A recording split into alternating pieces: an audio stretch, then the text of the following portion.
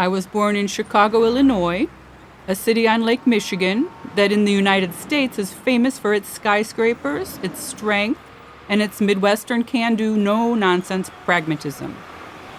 I loved the exciting feeling I would get from being on the busy streets at rush hour and the silent happiness of driving in the car with my parents on its endless boulevards. When I was 19, however, I lost my father in a tragic accident that changed my life forever. That's when I decided that a year's break in Europe would do me good. Even if it meant I had to learn a new language and adapt to a new culture, I really wanted to start all over again in a new place and one that wasn't my own. And it ended up being Italy, the country where I've been living in the past 25 years. At the beginning, even the simplest thing like mineral water was strange to me, because I was so used to drinking tap water that I never realized it could actually have a taste. But eventually everything fell into place. Every culture clash that I experienced at the beginning, big or small, started to feel normal. I didn't pay that much attention to it anymore. That's when I realized that I got my second chance in life. And as soon as I understood how much it meant to me, I started to feel grateful. Now, so much time has passed, and sometimes I read stories about second chances, and I tend to forget that I have a story like this too. But it's good to remember, from time to time, how life can be a wonderful and unexpected surprise.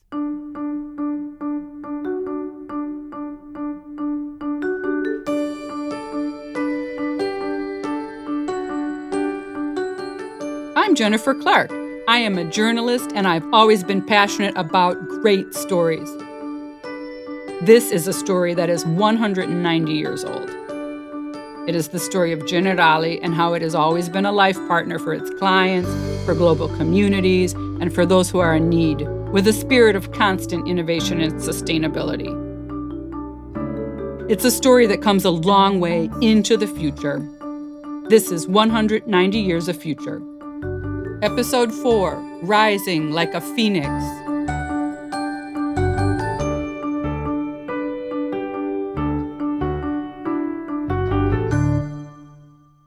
I wanted to start this episode with my own personal experience of a new beginning because it seems relevant to the moment we're living in right now.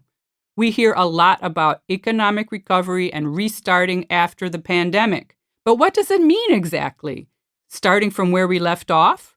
Or a chance to do things better, to wipe the slate clean from previous mistakes and ways of doing things? Well, personally, I believe it's the second one. I know that sometimes it's hard to believe, but I really think we can overcome these tragic times and come out better than before. In my native country, the United States, statistics talk about 22 million jobs lost since the beginning of the pandemic. U.S. unemployment rose higher in the first 3 months of lockdowns than it did in the 2 years of the Great Recession in 2007. Europe, of course, has suffered as well. According to an estimate by the European Center for Development of Vocational Training, almost 7 million jobs will have been lost or not created at all by 2022, compared to what employment would have been in the absence of the pandemic. Many of these people will need to find a new job, maybe a different one. But it's not only individuals who have to reinvent themselves, so do companies, institutions, and even governments. It didn't happen out of choice, and it was tragic for millions of people who lost economic stability and saw their life plans vanish before their eyes. However, if we try to see the glass half full, I know it's hard, but let's try. We could say that for many people, being pushed to reinvent themselves wasn't necessarily a bad thing. A lot of good things can happen when people are willing to learn from their mistakes. One of the institutions that, in the wake of the pandemic, has found a second chance to redesign its leadership and embrace once again its original role of guidance is the European Union. The Eurozone crisis, massive crisis of solidarity. Likewise, the so-called migration crisis was another major crisis of solidarity. Now, in a sense, the pandemic could have been a third crisis of solidarity. And I would say that had it been that way, probably it would have been a crisis too many for the European Union to endure. The voice you just heard was Nathalie Tocci's, a political scientist, honorary professor at the University of Tübingen in Germany, and director of the Istituto Affari Internazionali. We spoke about how the pandemic somehow forced the EU to reinvent itself. Before COVID-19, the institution was struggling with disagreements over immigration, fiscal union, the euro, and was having a hard time finding a narrative that could involve and engage people. Now, even if we all wish it had happened differently, without a pandemic that killed over 3 million people and crashed the economy, the EU has grabbed its second chance. It's called Next Generation EU, a massive fund of 750 billion euros to be spent in conjunction with the EU budget until 2027 that promises a new start on achieving goals like a greener economy, the digital transition, better healthcare, and more social inclusion. We've heard a lot about the Next Generation EU in the past year, and we're going to hear a lot more about it in the future. To get a better idea of what's at stake, let's hear Professor Tocci again. The first major reason why Next Generation EU is so important for the very future of the European Union is that it reinstills a sense of solidarity within the Union. And it's a solidarity which is not the product of, if you like, altruism. It's not the product of generosity. It's a product, I would say, of a refound sense of community, and in particular, being a community of fate. I mean, the idea that we're going to weather this crisis, we're going to exit the pandemic, we're going to recover from the pandemic only if we do so together. And Next Generation EU really encapsulates, if you like, that notion. I would say then the second reason why Next Generation EU is so crucial, potentially at least for the future of Europe, is that it provides an opportunity to go back to the work left undone with the Eurozone crisis. I mean, if we recall, sort of back in 2012, the so-called Four Presidents report that essentially traced the journey that should have taken place, sort of spurred by the Eurozone crisis that would have seen the establishment and the completion of a banking union, which would have then spurred on a fiscal union, which would have then consolidated a political union. And in a sense, that journey was kind of mapped out, but it was never pursued. We kind of did barely enough what we had to do in order to avoid a total collapse with the Eurozone crisis. The Next Generation EU project offers concrete help for starting over in the form of grants and loans. This funding, of course, will be made to companies for investments carried out by companies, so starting over is also a new way for governments to work with the private sector in a sort of public-private partnership. So not only institutions like the EU and national governments have discovered a new role for themselves and a new vision for the future, companies have too. The role of the private sector in the success of Next Generation EU, it really is key. And it's key in several ways, really. I mean, I think sort of in order to understand why it is such a crucial role, it's really important to sort of take a step back and understand what is the relevance of the program itself. And of course, at sort of face value, I mean, this is about recovering, the economic recovery from COVID, which of course is one of it is the reason why we got to Next Generation EU in the first place. And so, in a sense, the sort of challenge here is really that of quote unquote, using Next Generation EU to reverse that vicious cycle, which has, as I said, been, one of the main sources of fragility of the Eurozone. And this is really where the role of private companies come in, because clearly if it is a story about not simply, sort of spending some money in order to overcome the crisis, but really igniting that virtuous circle of economic recovery, it is crucial that productivity picks up, particularly in those EU members, in those Eurozone members, where growth has been particularly sluggish. And it's absolutely clear that in order to do so, the role of the private sector is of crucial importance. Accidentally, the pandemic and recovery has coincided with Generali's 190th anniversary. Generali's own story is one of continual evolution and reinvention, adapting to changes in the way people live and do business. When it came time to celebrate such an important milestone, Generali decided it wanted to contribute to the economic recovery of the EU and its social cohesion, as well as its green and digital transition with an investment program named Fenice 190. It is a 3.5 billion euro investment scheme that will be deployed during the next 5 years. 1 billion euro has already been spent through 10 investment funds focused on infrastructure, innovation and digitalization, SMEs, sustainable living healthcare facilities, and education. Fenice 190 was structured to fit within the framework of the Next Generation EU and the National Recovery and Resilience Plans, and overlaps in terms of chosen investment targets in the small and medium-sized companies that drive the real economies in Italy, France, and Germany. The goal of Fenice 190 is to support the recovery of European economies deeply affected by COVID-19 by leaving a tangible and long-lasting mark in those areas where Generali was born and developed, contributing to the digital and environmental transformation and respecting a strict investment discipline. If you've been listening to the other episodes of this podcast, you have realized that Generali is pan-European because of its history with deep roots in the economies of several countries. I spoke to Aldo Mazzocco, who is chairman of the Fenice 190 Steering Committee, in addition to being head of private markets and real assets, to get a better understanding of what the Fenice 190 program is about, starting from its name. In Italian, it means phoenix, the bird that in Greek mythology rises from the ashes of its predecessor and is a symbol of renewal and rebirth. And, happy coincidence, it's the same bird that gave the name to the La Fenice Theater, the one in Venice that unfortunately burned 2 times and that Generali helped renovate. We found an epic coincidence in the fact that Fenice is the rebirth, exactly what we want to support in Europe in the next years, side by side to the recovery plan and so on, and the Next Generation EU.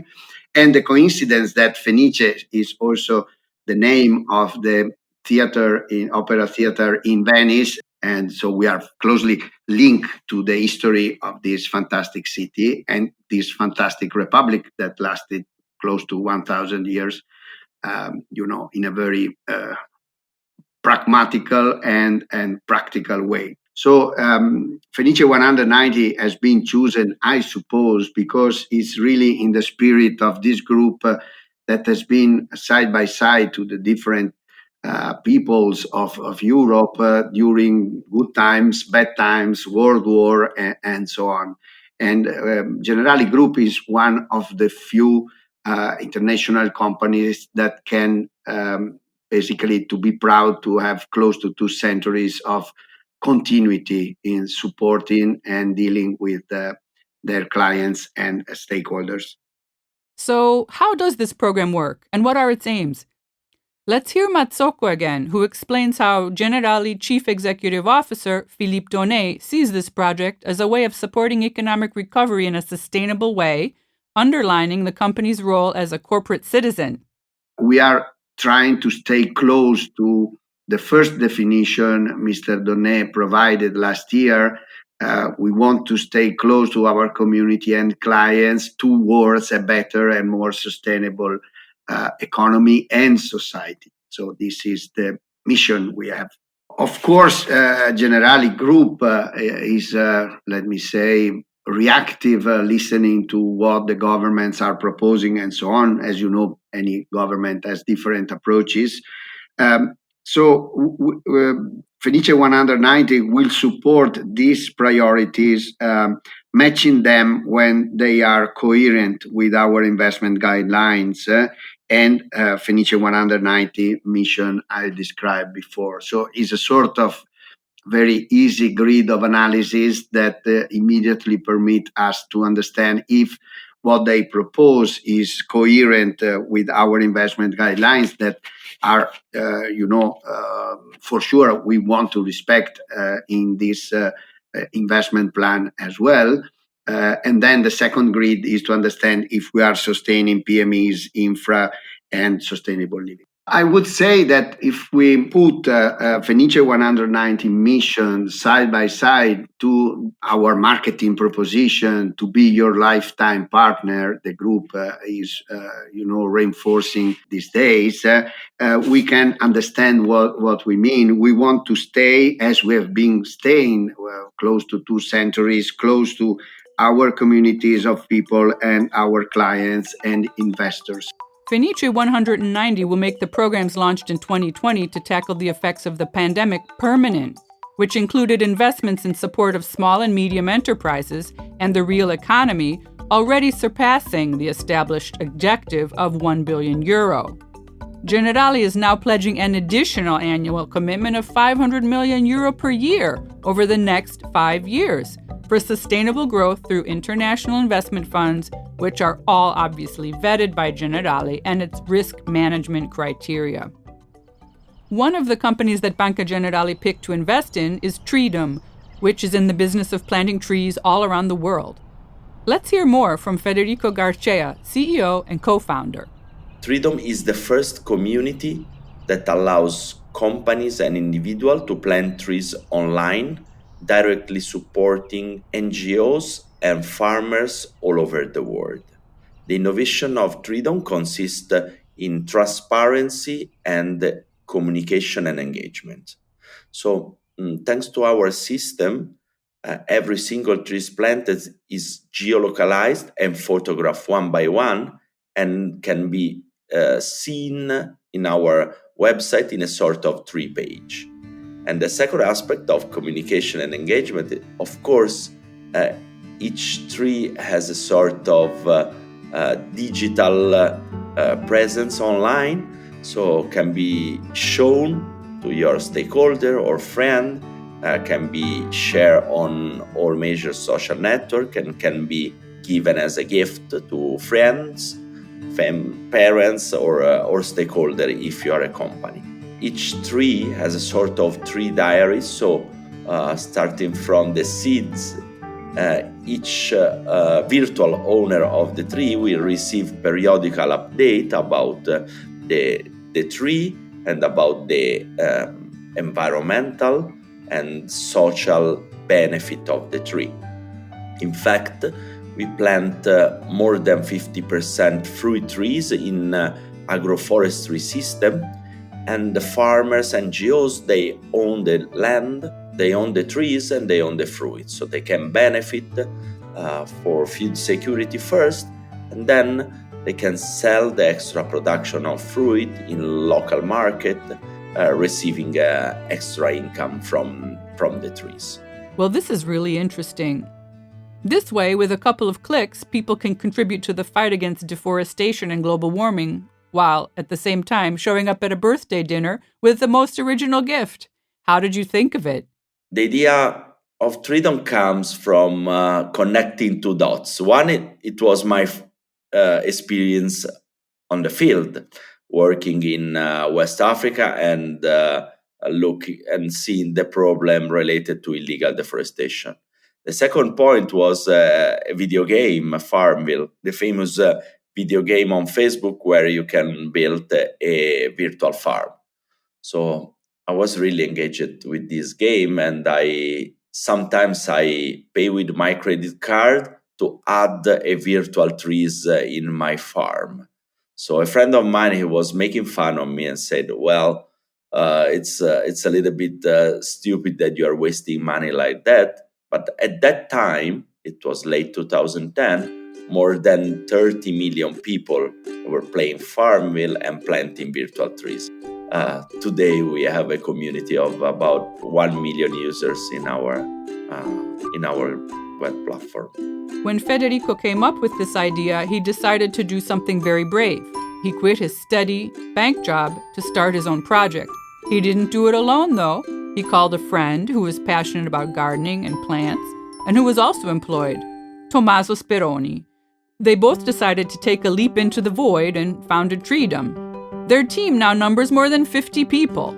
They have planted about 2 million trees in 17 countries around the world, supporting more than 100,000 farmers, thanks to a community of 1 million users and 5,000 corporations.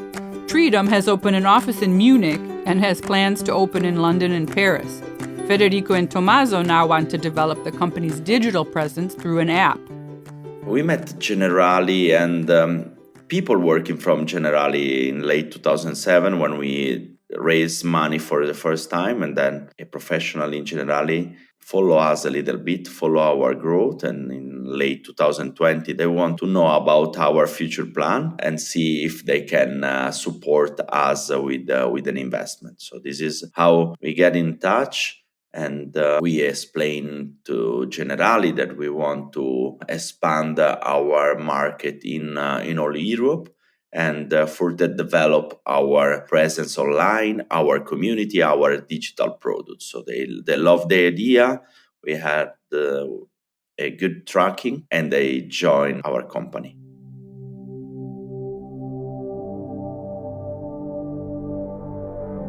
Of course, this is a feel-good story. Federico and Tommaso, they took a risk, a big one, and they won. In a way, we can say they have reinvented themselves out of passion and entrepreneurial spirit. They took their own second chance, also thanks to Generali. An investment program like Fenice 190 would be important at any time, of course, because the only way to grow an economy is to invest. But the timing of Generali's 190th anniversary to coincide with the chance for people to start over after the worst pandemic in generations is fortunate, to say the least. With the leadership of the European Union and its next generation EU, and the expertise of private sector players like Generali, Europe has a much better chance of rising from the ashes like the proverbial phoenix, because the phoenix rises from the ashes of its predecessor, from what came before it, into a new life.